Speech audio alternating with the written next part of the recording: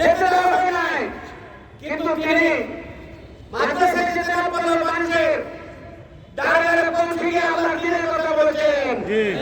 নির্বাচনের সময় মানুষের কাছে ছুটে গেছেন। আল্লাহ রাব্বুল আলামিন তোমার অন্তরে সাক্ষী দিচ্ছে, তিনি দ্বীনের একজন দায়ী ছিলেন। তিনি দ্বীন অনুযায়ী তোমার দ্বীনকে কায়েম করার জন্য প্রচেষ্টা চালিয়ে গিয়েছেন। আল্লাহ রাব্বুল আলামিন আপনাদেরকে মাফ করবেন। আল্লাহ আপনাদেরকে জান্নাতের সর্বোচ্চ মাকাম দান করেন।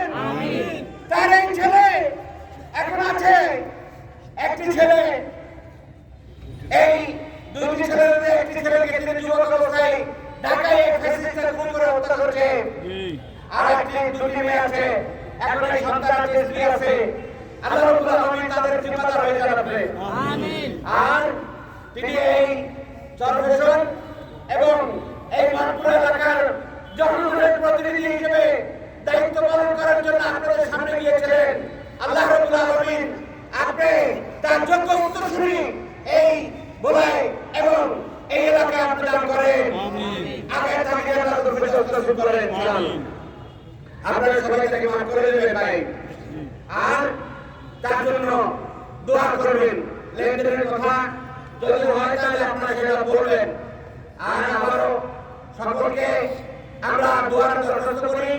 আমিরে জামাত আপনাদের সকলকে সালাম পৌঁছেছেন এবং দোয়ার জন্য আবেদন জানিয়েছেন। আসেন, আমাদের একদিন চলে যেতে হবে। সবাই দিন প্রতিষ্ঠার জন্য আমরা যারা কাজ করে যেতে পারি, সেটাই হলো আসল কামিয়াবি।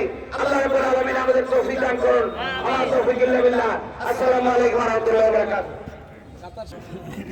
তিনি একটি নাম, একটি ইতিহাস, একটি আন্দোলন এবং একটি প্রতিষ্ঠানে পরিণত হয়েছিলেন।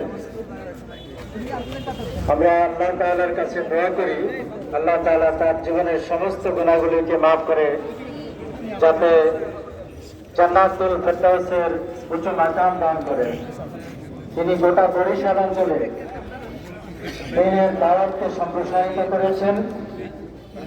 হাজার হাজার মানুষ তার দাওয়াতে এই কিয়ামতের দিনের আন্দোলনে সামিল হয়েছেন। তাদের সকলের ন্যাক আমলগুলো যা তার কাছে আমরা কামনা বাক্যে দোয়া প্রার্থনা করছি। কালামের সাথে আমার ব্যক্তিগতভাবে প্রায় 37 বছরের সম্পর্ক।